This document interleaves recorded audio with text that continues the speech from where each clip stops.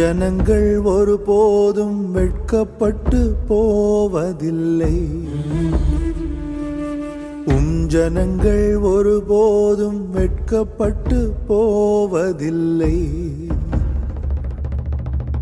தேவனாகிய கர்த்தாவே, உம்மை போல் வேறொருவர் இல்லையே.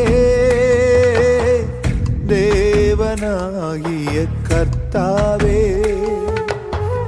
உம்மை போல் வேறொருவர் இல்லையே. எங்கள் மத்தியில் என்றென்றும் வாழ்பவரே, எங்கள் மத்தியில் என்றென்றும் வாழ்பவரே, வெட்கப்பட்டு போவதில்லை.